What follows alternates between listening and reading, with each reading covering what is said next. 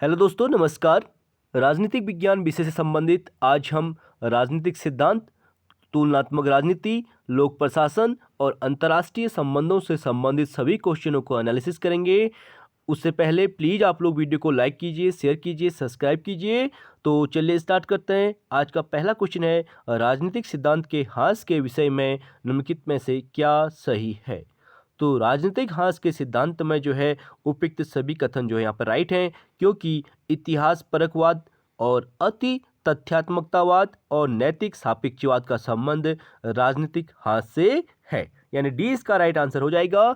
आप इसका एक्सप्रेशन देख सकते हैं। राजनीतिक सिद्धांत के ह्रास के संदर्भ में निम्न बातों को समाहित किया जाता है, जैसे इतिहास परकवाद, अति तथ्यात्मकतावाद और नैतिक सापेक्षवाद। राजनीतिक सिद्धांत के ह्रास के संदर्भ में अल्फ्रेड कॉबन का यह तर्क है कि समकालीन समाज में न तो पूंजीवादी प्रणालियों में राजनीतिक सिद्धांत की कोई प्रासंगिकता रह गई है और न ही साम्यवादी प्रणालियों में। अत्यंत महत्वपूर्ण है। अगला कथन हमारा क्वेश्चन है अभिकथन से संबंधित, यानी अभिकथन और कारण दिया गया है, तो इसे देख लेते हैं। जैसा कि सेवाइन ने कहा है कि महान राजनीतिक सिद्धांत जो है राजनीतिक एवं सामाजिक संकटों से उत्पन्न होते हैं और कारण है इसका कोई राजनीतिक सिद्धांत निष्काम नहीं होता। बिल्कुल दोनों स्टेटमेंट यहाँ पर राइट हो जाएंगे और एक्सप्लेनेशन भी इसका राइट हो जाएगा, क्योंकि कोई भी राजनीतिक सिद्धांत निष्काम नहीं होता है, जैसा कि सेवाइन का मानना है। तो इसलिए ए और आर दोनों सही हैं। आर ए का सही स्पष्टीकरण है, यानी ए इसका राइट आंसर हो जाएगा। आप देख सकते हैं सेवाइन का मानना है कि महान राजनीतिक सिद्धांत जो है राजनीतिक एवं सामाजिक संकेतों से उत्पन्न होते हैं और राजनीतिक सिद्धांत निष्काम होते हैं। अगला है हमारा, अलेक्जेंडर वेंट्स को आप किस सैद्धांतिक उपागम के अंतर्गत रखेंगे। तो अलेक्जेंडर जो वेंट्स हैं उनके सैद्धांतिक उपागम की बात करें तो डी इसका राइट आंसर हो जाएगा, सामाजिक निर्मितिवाद। ठीक है, अलेक्जेंडर वेंट्स जो है सामाजिक निर्मितिवाद उपागम के प्रमुख विचारकों में से एक हैं और इस उपागम के माध्यम से सामाजिक एवं संप्रेषण सिद्धांत का अध्ययन किया जाता है। अगला हमारा, निम्नलिखित में से कौन संदर्भवाद का व्याख्याता नहीं है, यानी संदर्भवाद का संबंध किससे नहीं है। विटगेन्स्टीन यहाँ पे राइट आंसर हो जाएगा। स्किनर की बात करें, पोकाक की बात करें और विंच की बात करें, ये तीनों संदर्भवाद से संबंधित हैं। विटगेन्स्टीन का संबंध इससे नहीं है। आप देख सकते हैं स्किनर हो गया, पोकाक एवं विंच इत्यादि संदर्भवाद के प्रमुख व्याख्याता हैं, जबकि विटगेन्स्टीन संदर्भवाद की व्याख्याता नहीं है। अगला है, निम्नलिखित में से कौन प्लेटो का समर्थक है। तो प्लेटो के समर्थक की बात करें, यहाँ पर समर्थक पूछा गया है। ठीक है, तो समर्थक की बात करें तो लेविंसन इसका राइट आंसर हो जाएगा, क्योंकि कार्ल पॉपर हो गया, क्रॉसपेन हो गया, बर्लिन हो गया, ये सभी क्या है, प्लेटो के आलोचक हैं। आप इसका एक्सप्लेनेशन देख सकते हैं। लेविंसन प्लेटो के समर्थकों में गिने जाते हैं, जबकि क्रॉसमैन हो गया, बर्लिन हो गया, कार्ल पॉपर हो गया, आलोचकों में गिने जाते हैं। और कार्ल पॉपर ने अपनी पुस्तक the open society and it's enemies के अंतर्गत प्लेटो को स्वप्नदर्शी और सर्वाधिकारवादी मानते हुए लिखा है कि उसके तत्वमीमांसा सिद्धांत सर्वथा क्या है, भ्रामक है और उनके राजनीतिक परिणाम अत्यंत विनाशकारी हैं। अगला क्वेश्चन है, नागरिकों को किसने शासक के नागरिक जीवन का सहभागी था बदले में शासित होने वाले के रूप में परिभाषित किया है। तो इसका बिल्कुल राइट आंसर हो जाएगा अरस्तु। आपको पता है नागरिकों को सहभागी के रूप में अरस्तु देखते हैं और इसका एक्सप्रेशन आप देख सकते हैं। अरस्तु ने नागरिक को शासक के रूप में, नागरिक जीवन का सहभागी था बदले में शासित होने वाले के रूप में परिभाषित किया है। और अरस्तु केवल उसी व्यक्ति को नागरिक की श्रेणी में रखते हैं जो शासन के कार्यों में किसी न किसी रूप से पार्टिसिपेट होता है। जो शासन के कार्यों में पार्टिसिपेट नहीं होता है उसको अरस्तु नागरिक नहीं मानते हैं। अर्थात जैसे उसमें महिला हो गई, दास हो गए और संपत्तिहीन व्यक्ति को नागरिक की श्रेणी में अरस्तु के द्वारा नहीं रखा गया है। अगला है हमारा, निम्नलिखित में से किसका राजनीतिक सिद्धांत नाममात्रवाद पर आधारित है। ठीक है, तो नाममात्रवाद पर जो राजनीतिक सिद्धांत है वो है आपका हॉब्स का। ए इसका राइट आंसर हो जाएगा। आप देख सकते हैं हॉब्स का राजनीतिक सिद्धांत नाममात्रवाद पर आधारित है। अगला हमारा, जॉन लॉक रचित two treatises on civil government में किस पर समीक्षात्मक अध्ययन प्रस्तुत किया गया है। मोस्ट इंपोर्टेंट बुक है जॉन लॉक की two treatises on civil government. तो इसमें जो है फिल्मर के बारे में समीक्षात्मक अध्ययन किया गया है। बी इसका राइट आंसर हो जाएगा। आप देख सकते हैं जॉन लॉक ने अपनी पुस्तक two treatises on civil government में रॉबर्ट फिल्मर की समीक्षात्मक अध्ययन प्रस्तुत किया है। लॉक ने अपनी इसी पुस्तक के में सामाजिक अनुबंध सिद्धांत की भी व्याख्या की है और लॉक ने प्राकृतिक अवस्था में 3 प्रकार के अधिकारों की बात की है। उसमें पहला है स्वतंत्रता, दूसरा है संपत्ति, तीसरा है जीवन के अधिकार की बात। और लॉक ने समाज और सरकार में अंतर भी किया है। अगला क्वेश्चन की बात करेंगे, निम्नलिखित में से किसने मनुष्य को होम फेवर के रूप में कल्पित किया है?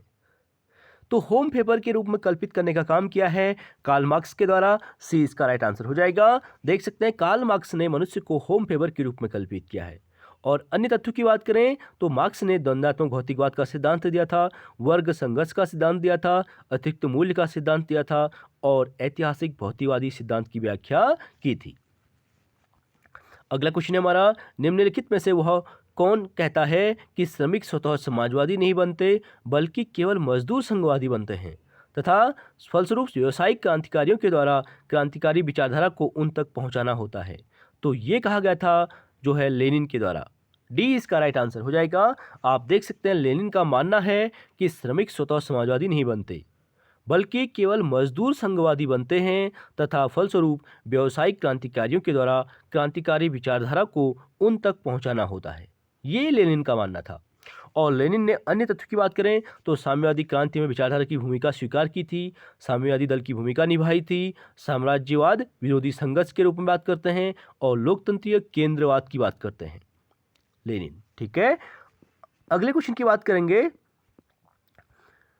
जहां तक अरविंदो के विश्वास का संबंध है निम्नलिखित में से कौन सा विकल्प सही है? तो अरविंदो की बात कर रहा है तो अरविंदो को देख लेते हैं। यह विश्वास कि उनकी शिक्षा और प्रतिभा ईश्वर की है जिसका उपयोग केवल व्यक्तिगत सुख शांति के लिए नहीं किया जा सकता। बिल्कुल राइट स्टेटमेंट हो जाएगा ये वाला। अगला है उनका संकल्प कि वे केवल ईश्वर के नाम का जाप नहीं करेंगे बल्कि ईश्वर का प्रत्यक्ष बोध करेंगे। बिल्कुल राइट स्टेटमेंट हो जाएगा अभी। और अगला है उनकी दृढ़ धारणा कि वे देश को एक जड़ वस्तु नहीं बल्कि माता मानते थे। यहाँ पे तीनों स्टेटमेंट राइट हो जाएंगे क्योंकि अरविंदो के द्वारा तीनों स्टेटमेंट जो है दिए गए थे। तो इसीलिए यहाँ पे उपयुक्त सभी यानी डी इसका राइट आंसर हो जाएगा। आप देख सकते हैं अरविंद घोष देश को जड़ वस्तु न मानकर मानता मानते थे। अरविंद जो है ईश्वर में विश्वास करते हुए यह कहते हैं कि शिक्षा और प्रतिभा ईश्वर की देन है जिसका प्रयोग व्यक्तिगत सुख शांति न होकर सामूहिक कल्याण होना चाहिए। उनका यह भी संकल्प है कि केवल ईश्वर के नाम का जाप नहीं करेंगे बल्कि ईश्वर का क्या करेंगे, प्रत्यक्ष बोध भी करेंगे। अगला क्वेश्चन हमारा, मार्क्सवादी अतिरिक्त मूल्य के सिद्धांत की आलोचना निम्नलिखित में से किसने की थी? तो मार्क्सवादी अतिरिक्त मूल्य सिद्धांत की जो आलोचना की थी वो की थी, यहाँ पे ए इसका राइट आंसर दिया गया है, ए रॉन्ग हो जाएगा, ये एम.एन. रॉय के द्वारा, यानी बी इसका राइट आंसर हो जाएगा। आप देख सकते हैं मार्क्स के अतिरिक्त मूल्य के सिद्धांत की आलोचना एम.एन. रॉय के द्वारा की गई थी। अतिरिक्त मूल्य का सिद्धांत कार्ल मार्क्स द्वारा प्रतिपादित किया गया था जिसमें मार्क्स का मानना था कि किसी भी वस्तु के उत्पादन में जितना खर्चा आता है और बाजार में जितने दामों पर बेची जाती है उन दोनों के बीच एक अंतर होता है और उसी अंतर को अतिरिक्त मूल्य का सिद्धांत कहा जाता है। दूसरे शब्दों में समग्र उत्पादन मूल्य एवं बाजार मूल्य के बीच जो अंतर आता है वही अतिरिक्त मूल्य है, उसे श्रमिकों को मिलना चाहिए न कि पूंजीपति को, क्योंकि पूंजीपति उसे अपने पास रखते हैं। अगला क्वेश्चन है हमारा, निम्नलिखित में से किसने यह कहा है कि जो लोग यह कहते हैं कि धर्म का राजनीति से कोई लेना देना नहीं है वे धर्म का अर्थ नहीं जानते? Most important question. आप देख सकते हैं इसका राइट आंसर हो जाएगा M.K. गांधी, यानी मोहनदास करमचंद गांधी। गांधी जी राजनीति और धर्म को एक साथ जोड़कर देखते थे। आप देख सकते हैं गांधी जी का यह मानना है कि जो लोग यह कहते हैं कि धर्म का राजनीति से कोई लेना देना नहीं है वे धर्म का अर्थ नहीं जानते। गांधी जी राजनीति का आध्यात्मिकरण करना चाहते थे। इसकी प्रेरणा उन्हें प्रसिद्ध मनीषी गोपाल कृष्ण गोखले से मिली थी और आध्यात्मिक, धार्मिक और नैतिक ये तीनों अभिव्यक्तियां गांधी जी के लिए एक ही अर्थ का संकेत देती हैं। धर्म को उन्होंने कभी भी संकुचित अर्थ में नहीं लिया था। अगला है हमारा तुलनात्मक राजनीति एवं विश्व के प्रमुख संविधान से संबंधित क्वेश्चन। ऑलमंड और बर्वा के अनुसार संकीर्ण संस्कृति के लोगों का, ठीक है, निम्न होता है।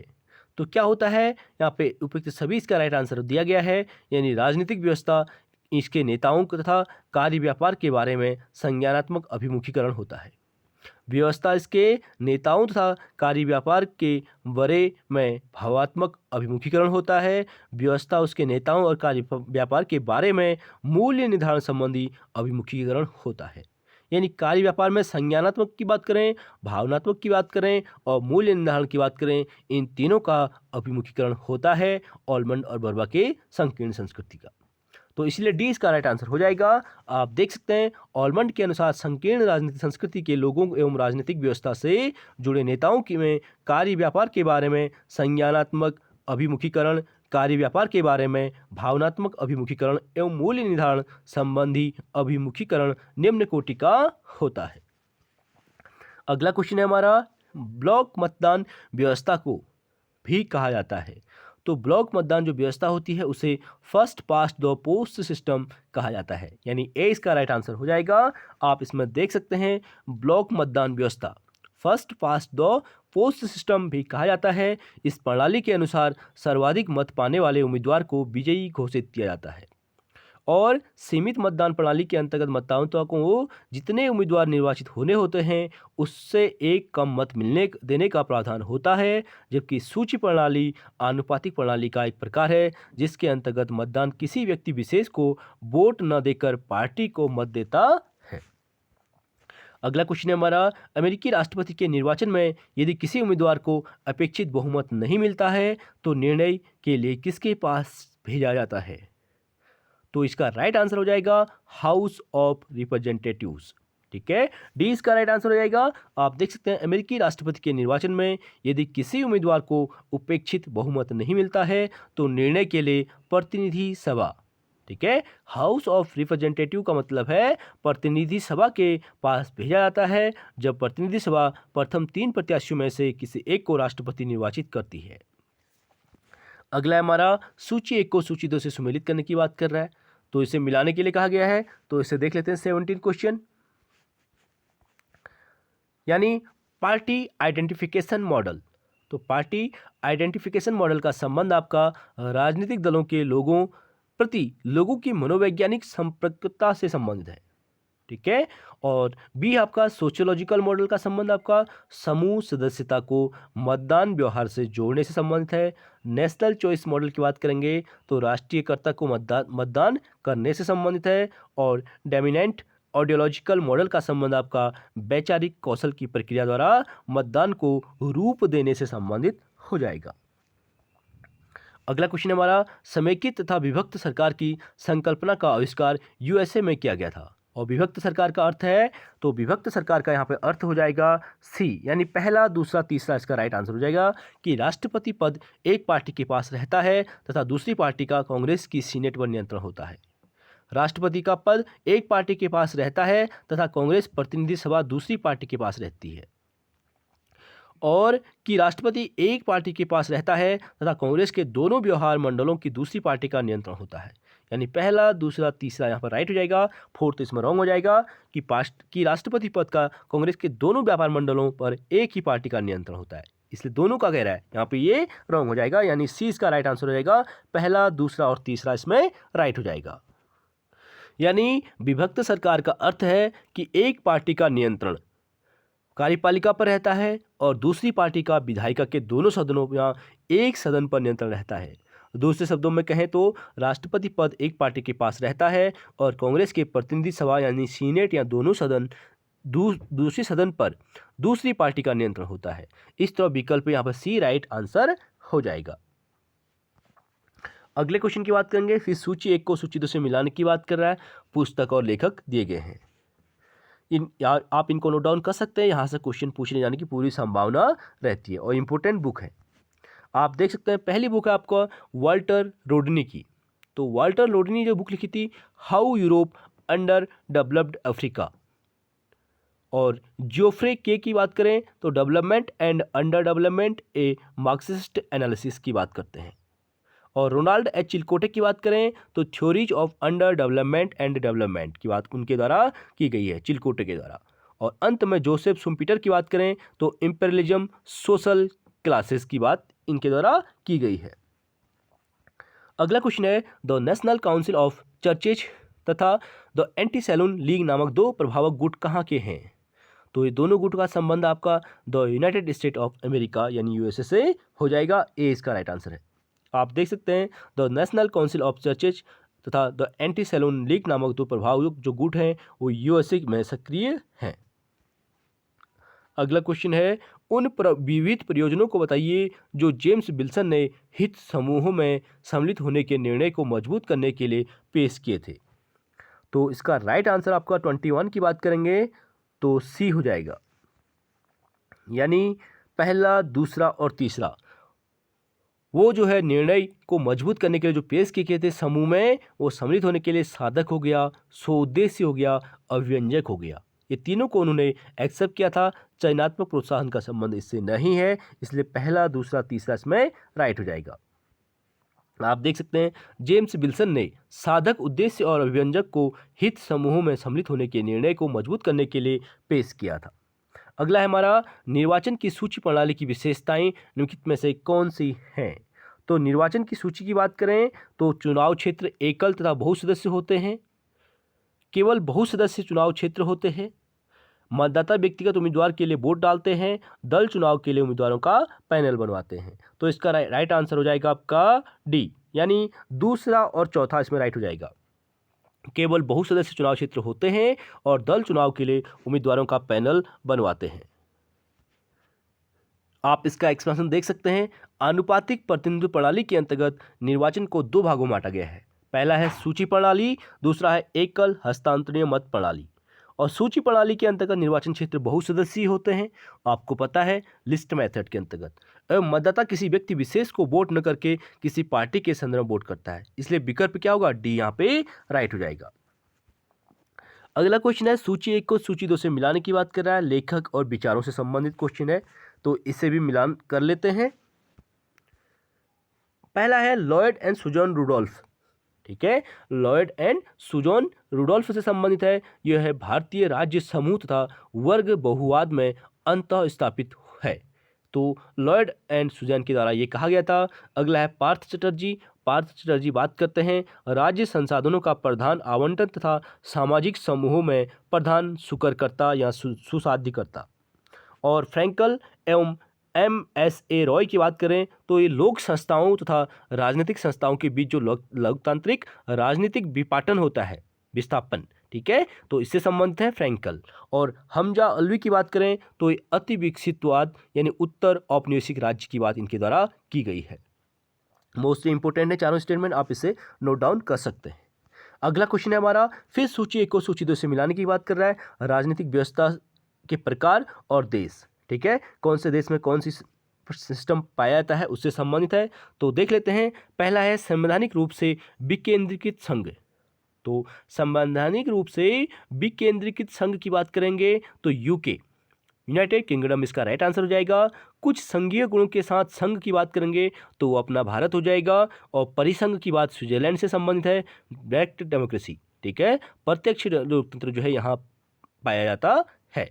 और महासंघ आपका यूएसए से संबंधित हो जाएगा। अगला क्वेश्चन है हमारा इंपॉर्टेंट क्वेश्चन है संचार उपागम का आविर्भाव किससे माना जा सकता है। तो संचार जो उपागम है उसका आविर्भाव जो है साइबरनेटिक अभियांत्रिकी से संबंधित है। डी इसका राइट आंसर हो जाएगा। आप देख सकते हैं संचार उपागम का आविर्भाव साइबरनेटिक अभियांत्रिकी से माना जाता है। कॉलड्यूस ने संप्रेषण सिद्धांत की नींव रखी थी। उनकी प्रसिद्ध जो है कंट्रोल इस दिशा में एक सराहनीय प्रयास है। अगला क्वेश्चन है हमारा स्टीवन मर्च के अनुसार निम्नलिखित में से कौन सा अभिलक्षण तृतीय स्तर राज्यों को चिन्हित करता है। तो स्टीवन मर्च की बात करेंगे तो इसका अभिशासन का संकट, बी इसका राइट आंसर हो जाएगा। यानी स्टीवन मर्च ने अभिशासन के संकट को तृतीय स्तर के राज्यों के रूप में चिन्हित किया है। अगला क्वेश्चन है हमारा अभिकथन और कारण से संबंधित। क्षेत्रीय दलों का उद्भव और सशक्तिकरण परस्पर संबंध है। निचले स्तर पर क्षेत्रवाद की जड़ विशिष्ट संस्कृतियों की पहचानों में है। तो इसका राइट आंसर आपका ए और आर दोनों सही हैं। आर ए का सही स्पष्टीकरण है, यानी ए इसका राइट आंसर हो जाएगा। अगला आप इसका एक्सप्लेन देख सकते हैं। निचले स्तर पर क्षेत्रवाद की जड़ जो है विशिष्ट संस्कृतियों और पहचानों में से है एवं क्षेत्रीयवादी दलों का उद्भव जो है सशक्तिकरण परस्पर संबंध है। इस तरह कारण और कथन क्या हो जाएंगे, स्पष्टीकरण है, और तो विकल्प यहाँ पे ए राइट आंसर हो जाएगा। अगला क्वेश्चन है राजनीतिक अवधारणाओं से संबंधित।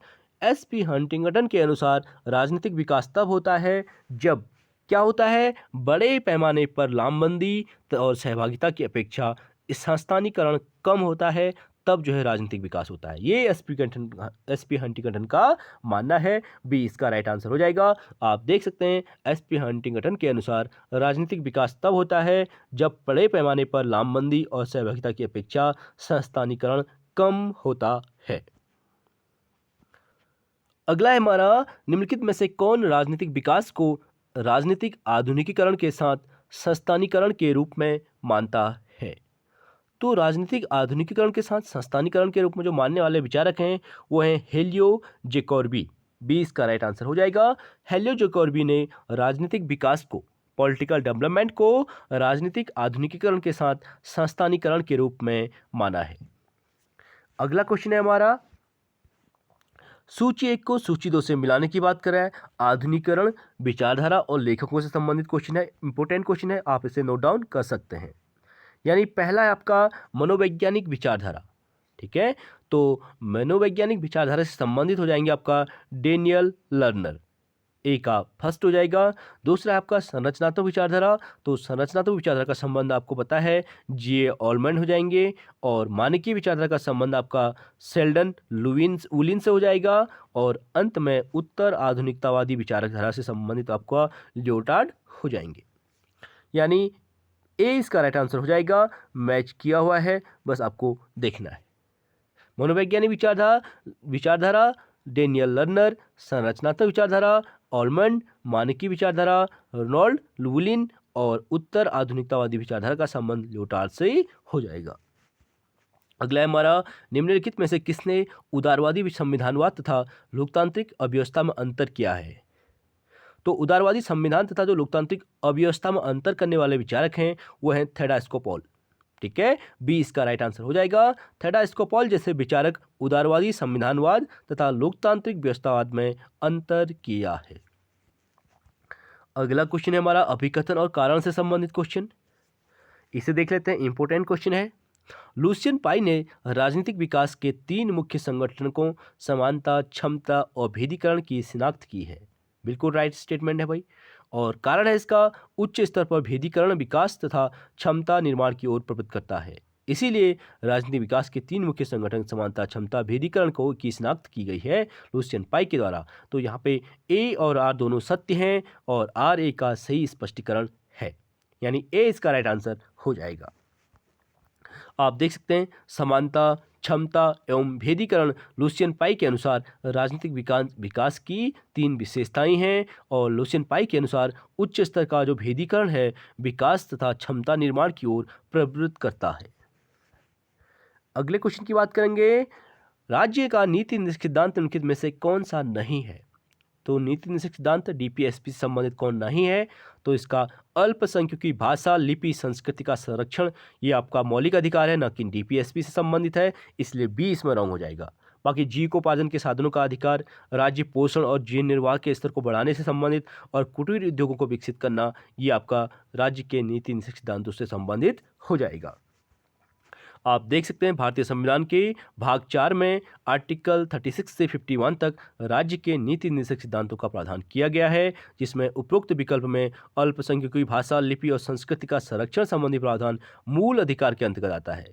निर्देशक सिद्धांतों के अंतर्गत जीविका के साधन, पर्याप्त साधनों का अधिकार, कुटीर उद्योगों का प्रोत्साहन करना, विकास करना, राज्य पोषण जीवन निर्वाह का स्तर बढ़ाना और सार्वजनिक स्वास्थ्य को सुधारने का प्रयास, कृषि एवं पशुपालन का संगठन इत्यादि राज्य के नीति निर्देशक सिद्धांत के भाग हैं। अगला है अभिकथन और कारण से संबंधित क्वेश्चन, ठीक है। तो इसे देख लेते हैं। यानी भारत का राष्ट्रपति का चुनाव अप्रत्यक्ष रूप से होता है, ये अभिकथन है। और कारण है, सरकार की संसदीय प्रणाली के अंतर्गत राज्य सिर्फ नाम मात्र का प्रधान होता है। तो यहाँ पे जो है दोनों स्टेटमेंट बिल्कुल राइट हो जाएंगे, क्योंकि आपको पता है भारत का राष्ट्रपति का चुनाव क्या होता है, अप्रत्यक्ष रूप से होता है।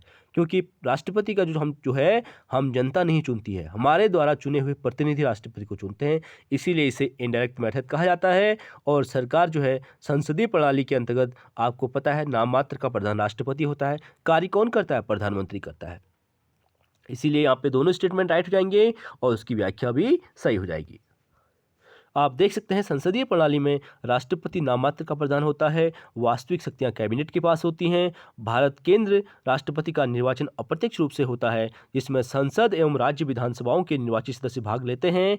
राष्ट्रपति के चुनाव में संसद एवं राज्य विधानसभा के मनोनीत सदस्य भाग नहीं लेते हैं। फिर अगला क्वेश्चन हमारा अभिकथन और कारण से संबंधित क्वेश्चन है। तो धन विधेयक संसद में सिर्फ निम्न सदन से अद्भुत होते हैं। धन विधेयक संसद में सिर्फ निम्न सदन में उद्भूत होते हैं और कारण है इसका, संसद का निम्न सदन सामान्यतः निर्वाचित निकाय होता है। तो इसका राइट आंसर आपका दोनों होना चाहिए। ठीक है, बिल्कुल ए इसका राइट आंसर हो जाएगा।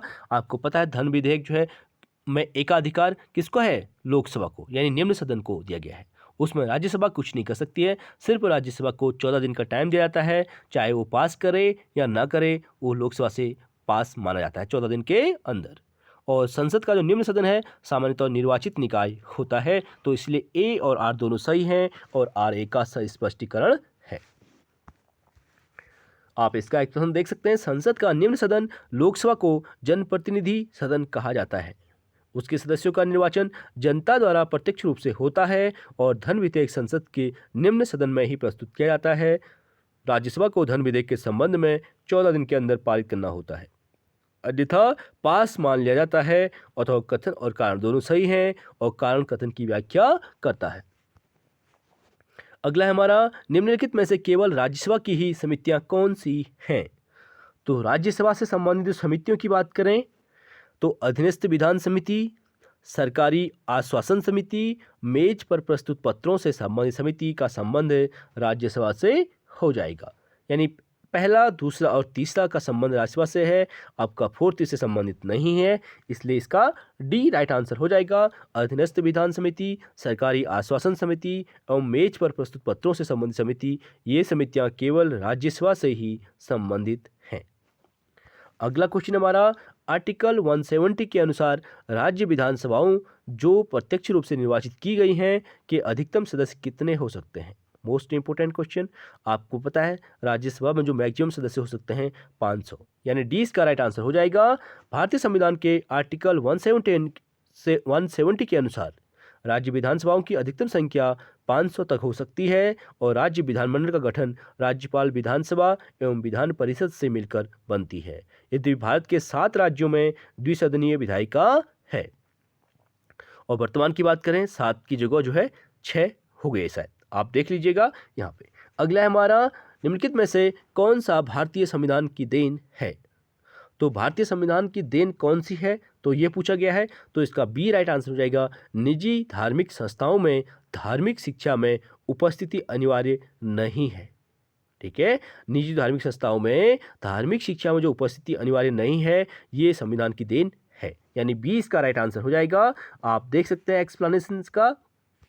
भारतीय संविधान कहता है कि आर्टिकल 29 के अंतर्गत यह प्रावधान है कि राजकीय निधि से संचालित होने वाली किसी भी शिक्षण संस्था में धार्मिक शिक्षा प्रदान नहीं की जाएगी। किससे, जिसको राजकीय निधि से संचालित होने वाला, यानी अनुदान दिया जाता है सर गवर्नमेंट की तरफ से। और साथ ही यह भी कहा गया है कि निजी धार्मिक संस्थाओं में धार्मिक शिक्षा में उपस्थिति अनिवार्य नहीं है। अगला क्वेश्चन हमारा, भारत में धर्मनिरपेक्ष राज्य का तत्व निम्नलिखित में से क्या नहीं है। तो भारत में धर्मनिरपेक्ष राज्य का जो निम्नलिखित से तत्व क्या नहीं है पूछा गया है, वो है धार्मिक संपत्ति पर कराधान। डी इसका राइट आंसर हो जाएगा। भारत में संविधान के अनुच्छेद 27 के अंतर्गत ऐसी समस्त आय को कर से मुक्त कर दिया गया है जिसे धार्मिक एवं परोपकारी कार्यों में खर्च करना निश्चित कर दिया गया हो। धर्म की स्वतंत्रता के साथ यह भी प्रावधान किया गया है कि राज्य द्वारा कोई धार्मिक शिक्षा नहीं दी जाएगी। आज का अंतिम क्वेश्चन है हमारा, अनुसूचित जातियों और अनुसूचित जनजातियों के लिए सेवाओं में प्रावधान निम्नलिखित में से किस अनुच्छेद के तहत किया गया है। तो अनुसूचित जाति SC और ST का संबंध आर्टिकल 335 से संबंधित है। बी इसका राइट आंसर हो जाएगा। आप देख सकते हैं भारतीय संविधान के भाग 16, ठीक है, के अनुच्छेद 335 के अंतर्गत अनुसूचित जाति, अनुसूचित जनजातियों के लिए सेवाओं के प्रावधान के बारे में वर्णन किया गया है। और मूल संविधान में संविधान के आर्टिकल 338 के अंतर्गत अनुसूचित जाति एवं अनुसूचित जनजाति के लिए एक संयुक्त आयोग का गठन की बात की कही गई है। लेकिन बाद में एक नया आर्टिकल 338A जोड़कर अनुसूचित जनजाति के लिए अलग से आयोग बनाने का प्रावधान किया गया है। तो चलिए फ्रेंड्स, आज के लिए इतना ही। आई होप वीडियो आप लोगों को पसंद आई होगी। प्लीज़ वीडियो को लाइक, शेयर और सब्सक्राइब जरूर करें। Thank you so much.